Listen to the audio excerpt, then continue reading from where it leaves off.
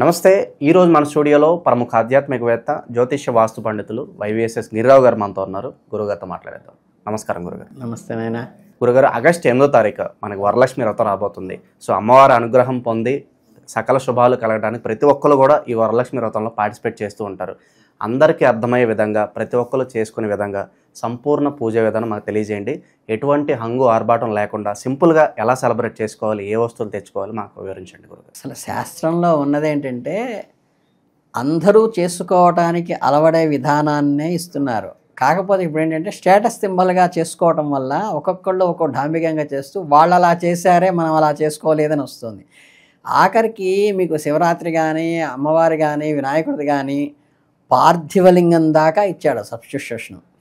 అంటే ఒక మట్టి ముద్ద తీసుకొచ్చి మట్టితో కూడా మీరు వినాయకుడిని కానీ అమ్మవారిని కానీ చేసుకుని దాంతో కూడా చేయొచ్చు.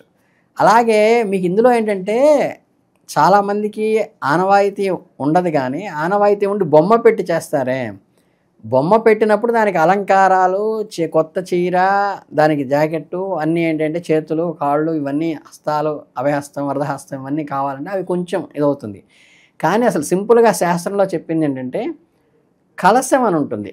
అంటే పంచ పల్లవములు వేసి కలశస్య ముఖే విష్ణుర్కంఠే రుద్రసమాశ్రుత మూలే సత్వహితో బ్రహ్మ మధ్యే మాతృగణాన్విత. అంటే కలశస్య ముఖం విష్ణువుగాను, కంఠం రుద్రుడుగాను, మూలం బ్రహ్మగాను వస్తూ మధ్యలో త్రిశక్తాత్మన పార్వతీ సరస్వతి లక్ష్మి అందరూ ఉన్నట్టుగా వచ్చి అందులో పంచపలవాలేసి అందులో మామిడి ఆకులు ఇలా పెట్టి మనం శుభ్రంగా దాని మీద కొత్త కొబ్బరికాయని తీసుకొచ్చి దాని మీద పెట్టి దాని మీద చిన్న రవిగుడ్డ ఇప్పుడు 30-40 రూపాయల్లో కూడా వస్తుంది. రవిగుడ్డ పెట్టి ఆ రవిగుడ్డ మీద 4 గాజులు, అంటే మనకి ఆకుపచ్చవి కానీ లేకపోతే ఎర్రవి కానీ పెడతారు మామూలుగా అమ్మవారికి. మామూలుగా రంగులు డిజైన్వి ఫ్యాషన్వి కాకుండా మట్టి గాజులు ఉంటాయి కదా, మట్టి గాజులు పెట్టుకుని దాంతోనే అర్చన చేసుకోమని చెప్పింది. దానికి పెద్ద ఖర్చు ఏమీ కాదు. అందుకని ఏంటంటే ఆనవాయితీ అనేది కలశానికే ఉండదు, కలశం ప్రతి వాళ్ళు పెట్టుకోవచ్చు. అలాగే ఏంటంటే కలశం పెట్టినప్పుడు ఏంటంటే ఆ కాయని ఏం చేయాలనేది చాలామంది అడుగుతుంటారు. మీరు ప్రధానంగా ఏంటంటే మనకి శాస్త్రంలో ఉన్నది ఏంటంటే ఆ ఊరికి ఒక అంటే రెక్టార్ అంటారు, గ్రామ పురోహితుడు అంటారు. అంటే ఒక బ్రహ్మగారు ఒక ఆయన ఉంటాడు, ఆయన దగ్గర తెచ్చి చేయించుకోమని అంటారు. అలా గనక ఉన్నప్పుడు ఏంటంటే ఈ కింద వేసిన స్థండిలం అంటే అమ్మవారిని పెట్టడానికి కింద వేసేటువంటి బియ్యం వేస్తారు. 3 గుప్పెళ్ళని కానీ 5 గుప్పెళ్ళని కానీ సోలంబాతకి కానీ లేకపోతే 2 అంగుళాల మందంలో కింద వేసి గుడ్డ మీద వేసి దాని మీద అమ్మవారిని కూర్చోబెడతారు. ఈ స్థండిలం కానీ మండపారాధన కొంతమంది చేయిస్తారు. అష్టదిక్పాలకులకి వీళ్ళకి పాలకులకి వీళ్ళకి నవగ్రహాలకి అన్నీ కలిపి ఒక 53 ఒక్కలు, 53 పసుపు కొమ్ములు, 53 ఖర్జూరాలు పెట్టి చేయిస్తారు. అప్పుడు ఏంటంటే మనకు అవన్నీ అవసరం అవుతాయి. అంటే అష్టదిక్పాలకు అంటే 8 దిక్కులకి 8 వస్తాయి, నవగ్రహాలకి 9 వస్తాయి. అలా ఏంటంటే 27 నక్షత్రాలకు వస్తాయి. ఇవన్నీ కలిపి మొత్తం 53 అవుతాయి. అవి పెట్టి చేయిస్తారు. అవి చేసేటప్పుడు కానీ ఈ మండపారాధన కానీ కింద సండిలం కానీ కొబ్బరికాయ కానీ పంతులు గారికి ఇచ్చేస్తారు. అలా కాదు, మేము ఇంట్లో మా అత్తగారు నేను కలిసి చేసుకున్నాం, మా అక్కయ్య చెల్లి మా అమ్మ నేను కలిసి చేసుకున్నాము అని ఇంట్లో మేమే చేసుకున్నాము అన్నప్పుడు ఏంటంటే ఆ కొబ్బరికాయను శుభ్రంగా మీరు తర్వాత వచ్చే శుక్రవారం తర్వాత శనివారం వస్తుంది కదా, శనివారం పునఃపూజ చేసుకుని ఉద్వాసన చేసి తీసేసి మనం కొబ్బరికాయని దేవుడికి కొట్టచ్చు, కొట్టి మనం అది ప్రసాదంగా తీసుకోవచ్చు. కాకపోతే ఏంటంటే చాలామంది చేసే ఈ శుక్రవారం కొట్టిన కొబ్బరి చిప్పలతో శనివారం ఏదో స్వీట్ పదార్థం చేసి ఆ స్వీట్ నివేదన పెడతారు. అది ఉచ్చిష్టం అవుతుంది. అంటే ఆల్రెడీ ఒకసారి శుక్రవారం కొట్టిన కొబ్బరికాయల్ని దాంట్లోంచి తీసిన కొబ్బరితో శనివారం మీరు ఏ రకమైన ప్రసాదం చేసి ప్రసాద నివేదనగా పెట్టకూడదు. ఇంట్లో చేసి కొబ్బరి చట్నీ చేసుకోవచ్చు. అంటే ఒకసారి ప్రసాదం పెట్టింది పునఃప్రసాదంగా పెట్టకూడదు. అలా కొబ్బరికాయని మీరు వాడుకోవచ్చు. అట్లాగేంటంటే అక్కడ మనకి గణపతి పూజన చేస్తాం. ఏ పూజ చేసినా సరే ముందు గణపతిని పెట్టి చేస్తాం. హరిద్రా గణపతి, హరిద్ర అంటే మనకి పసుపు ముద్దతో చేసి గణపతిని పూజ చేస్తాం. ముందు ఆయన గణపతి పూజ చేసి అమ్మవారి పూజ చేస్తాం. ఈ చేసింది కూడా చాలామంది ఏం చేస్తుంటారంటే అలా తీసి పక్కన పెట్టేస్తుంటారు. ఈ ఆకులో పెట్టి దాన్ని ఏం చేయాలో అర్థంగా పంతులు గారు అంటే పంతులు గారు వనపారం తీస్తారు.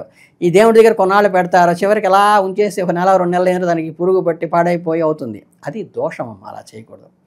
చక్కగా పసుపుని మంగళప్రదంగా ముత్తైదువులు ఎవరైనా సరే ఆ ఇంట్లో ఉన్నవాళ్ళు శుభ్రంగా మీరు స్నానం చేసేటప్పుడు ఒంటికి పట్టించుకోవాలి. ఒంటికి ఎప్పుడైతే ఆ పసుపు రాసుకుంటామో ఆయన గణపతి సంతోషం అవుతాడట. ఆయన ఎక్కడి నుంచి ఉద్భవించాడు గణపతి? అమ్మవారిలోంచి నలుగు పిండి తీసి పెడుతుంది. శివయ్య వస్తున్నాడని అభ్యంగన స్నానానికి వెళ్ళి గజాసుర ఇది వస్తుంది కథలా కదా మీకు పెడుతుంది. అందువల్ల ఏంటంటే అలా ఎవరైతే ఆ పసుపు రాసుకుంటారో తీసి ఆయన మా అమ్మ అని దగ్గరికి వెళ్తాడట గణపతి. అంటే ఏంటంటే తను అందులోంచే వచ్చాడు కదా, రాసుకున్న వాళ్ళందరూ పార్వతీ సమాధానంగా చూస్తాడని గణపతి.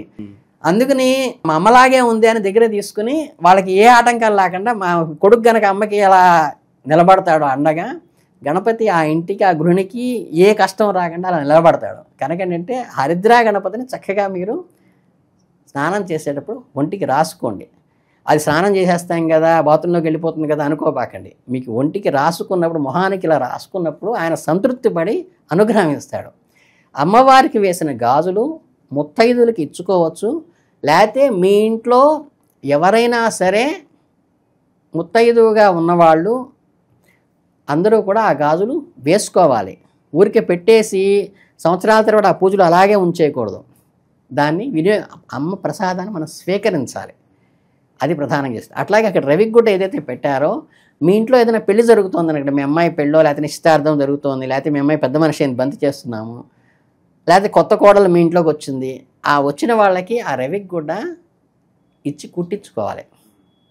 అట్లా అక్కడ పెట్టిన భగవంతుడికి పెట్టిన ఏదైనా సరే మనం ప్రసాదంగా స్వీకరించాలి. దీనికి ప్రధానంగా ఏంటంటే తోర పూజ అని ఉంటుంది. తోరాలు కూడా చక్కగా మనం చేత్తో 9 ముళ్ళు వేసేసుకుని ఒక ఆకు కానీ ఒక పువ్వుతో కానీ వేసేసుకుని మనం చేసుకునేది, దానికి ఖర్చు పెట్టేదేం లేదు. ఈ ఆడంబరాలన్నీ మిగతా వచ్చిన ఏంటంటే శాస్త్రం వేరు, సాంప్రదాయం వేరు. శాస్త్రం అనేది స్టాట్యూటరీ, సాంప్రదాయం అనేది ఎగ్జిక్యూటివ్ ఇన్స్ట్రక్షన్స్ లాంటివి. అవి వేడుకలు రకరకాలుగా చేస్తారు, అవన్నీ మీరు పాటించాలని లేదు. ఎందుకంటే ఇప్పుడు ఈ మధ్య కొత్తగా రవిగుడ్డని ఇలా పెట్టేసి ఇటో గాజు అటో గాజు తడిగేసేసి మళ్ళీ దాని కింద ఒక దారం కట్టేసి ఇది ఉయ్యాల్లాగా చేసి అందులో ఈ శనగలు ఇవన్నీ వేసిస్తున్నారు. ఈ గాజులు హ్యాండిల్ లాగా పట్టుకుని వెళ్తున్నారు. అట్లాగే గ్లాసులు కూడా మీరు కొంతమంది చేసుకుంటే ప్లాస్టిక్ గ్లాసు ఉంటుంది, పొడుగు గ్లాసు, ఈ పైన టాప్ కట్ చేస్తారు. కట్ చేసిన రింగ్ లాగా బయటకు వస్తుంది. ఈ గ్లాసులో శనగలు పోసి మిగతా కట్ చేసిన టాప్ కట్ చేసిన అలా మడిచేసి దీనికి ఆ రింగ్ ఇలా పెట్టేసేసి రింగ్ ఇలా పెట్టేసేసి దాన్ని పిన్ కొట్టేస్తారు. అదేంటి శనగలు మళ్ళీ కొలతలు ప్లేట్లో పెట్టి ఇవ్వటం, వాళ్ళు ఏదో మళ్ళీ కవర్ ఇవ్వమని అంటాం, మళ్ళీ చెంగులో కట్టుకెళ్ళటం, పాడైపోవటం కాకుండా ఆ ప్లాస్టిక్ గ్లాస్లో పెట్టేసి అది దాని హ్యాండిల్, దాని మూత హ్యాండిల్ లాగా వస్తుంది. అలా డెకరేటివ్గా చేసుకోవటం అనేది అది వేడుక, అది చేయాలని ఎక్కడ శాస్త్రం లేదు, కాకపోతే అట్రాక్టివ్గా ఉండటం కోసం చేసేవి. ఇకపోతే ఈ అలంకారానికి కూడా ఏంటంటే మనం చెప్పింది మనకి శాస్త్రంలో ఉన్నది, దేనికైనా సరే అమ్మవారికైనా సరే వినాయకుడికైనా చెప్పింది ఏంటంటే పైన పాలవెల్లి అని కడతాం. ఈ పాలవెల్లి కట్టి అలంకరించుకోవటం వరకే శాస్త్రంలో ఉంది తప్పితే దానికి రకరకాల డిజైన్లు, ఇన్ని రవిగుడ్డలతో చేసాము, 108 చీరలతో చేసాము, లేకపోతే గదంతా అలంకరించుకున్నాము, అది ఎక్కడా శాస్త్రంలో లేదు. అది అట్రాక్టివ్గా మనకి సంతోషంగా మనం చేసుకోవటం కోసం చేసేది తప్పితే అక్కడ మనం కేవలం చేయాల్సింది ఏంటంటే సంకల్పం చేసుకోవాలి. పంచపాత్ర ఉద్ధరణ చాలామంది చేసేది ఏంటంటే ఈ ప్రతి పూజలో చెప్పాను, మళ్ళీ నేను ఇప్పుడు చెప్తున్నాను, మనం ఆచమనం తీసుకునే పంచపాత్ర వేరే ఉండాలి, అమ్మవారికి నివేదనతో పెట్టే పాత్ర ఆవిడ నీళ్లు తాగడానికి వేరే ఉండాలి. మనం తాగిన దాంతో దీంతో నీళ్లు చల్లి చేయకూడదు, అది దోషం. ఇది ఎప్పుడూ కూడా చెయ్యకూడనటువంటి దోషం. పంచపాత్ర మనది వేరుగా ఉండాలి, ఆవిడది వేరుగా ఉండాలి. అట్లాగే ఇప్పుడు 30 సంవత్సరాల చూస్తున్న ప్రతి వాళ్ళు అడిగేది ఏంటంటే ఒత్తులు 2 వేయాలా, 3 వేయాలా, 5 వేయాలా అని.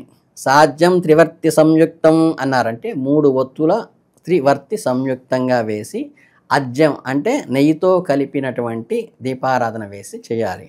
అట్లాగే దీప ఆరాధనకి దీపం పెట్టడానికి అపరానికి పూర్వానికి ఉన్న డిఫరెన్స్ ఉంది. దీప ఆరాధన అంటే దీపము ఈ 3 ఒత్తులతో కలిపి వెలివేసిన ఒత్తితో, ఆజ్యం అంటే నెయ్యిలో వేసిన దాంట్లో వెలిగించి దీప ఆరాధన చేయాలంటే దీపం వెలిగించిన తర్వాత దీపానికి మొదట్లో అక్షంతలు వేయాలి, దీపానికి బొట్లు పెట్టాలి, దీపం మొదట్లో పువ్వు పెట్టాలి, దీపానికి నమస్కారం చేయాలి. దీపం కింద అష్టదళ పద్మం అని మనకి ఆడవాళ్ళందరికీ వచ్చు. పద్మం వేసి ఆ పద్మంలో దీపం పెట్టాలి. ఆ పెట్టేటప్పుడు కూడా ఉట్టిగా పద్మం మీద పెట్టకుండా దాని మీద ఏదైనా చిన్న ప్లేట్ కానీ, అది ఇత్తడి కావచ్చు, రాయి కావచ్చు, స్టీల్ ప్లేట్ అయినా పెట్టాలి. ఏమీ లేవనుకోండి, చిన్న తమలపాకు పెట్టి ఆ తమలపాకు మీద దీపాన్ని పెట్టాలి. అంటే అమ్మవారిని కనుక కింద పెట్టకుండా ఎలా సండిలం చేసి పెడతామో దీపాన్ని కూడా ఆ ఆకు మీద పెట్టాలి.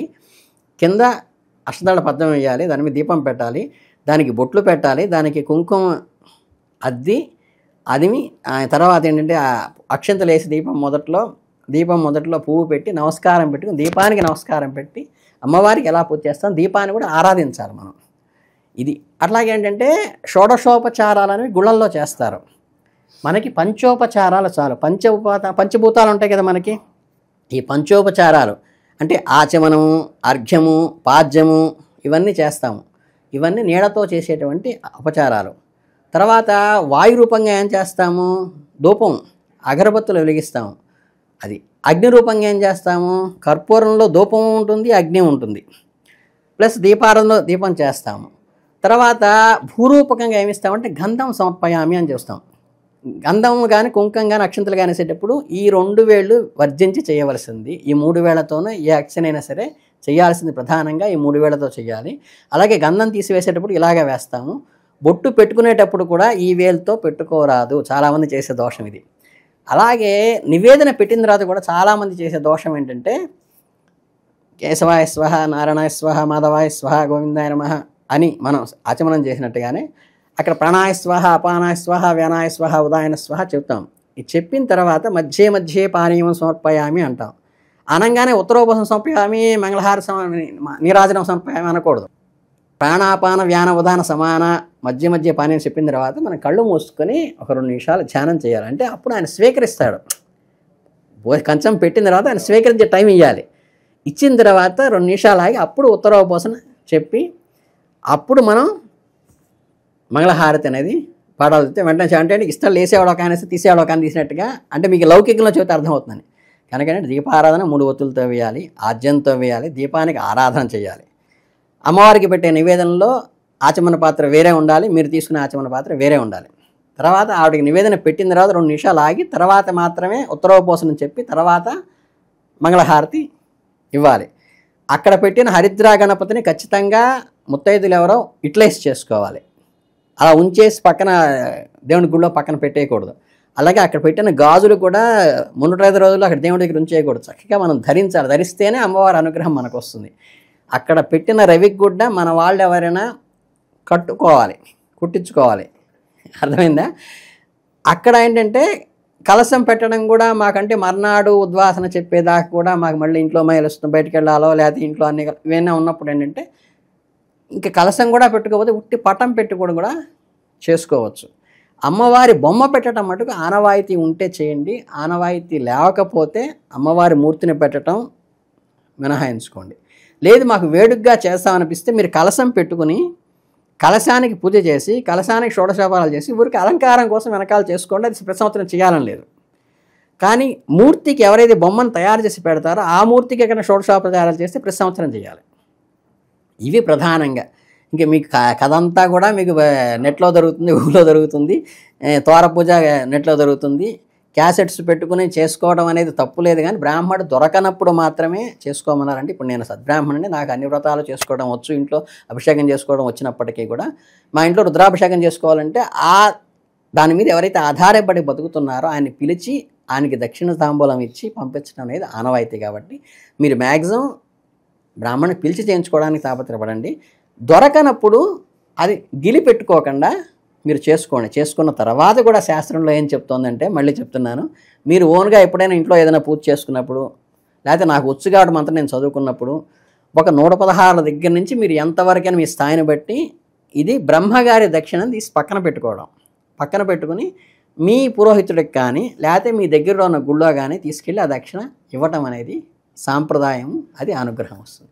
ఈ నియమాలు పాటిస్తే చాలండి. మనకి వరలక్ష్మి వ్రతంలో తీసుకోవాల్సిన విధులు, చేయకూడని తప్పులు అన్నీ వివరంగా డౌట్స్ వరకు క్లారిఫై చేశాను. వరలక్ష్మి వ్రతం యొక్క సంపూర్ణ పూజ విధానం నాకు తెలియజేశారు గురుగారు. ధన్యవాదాలు. చాలా సంతోషం అండి.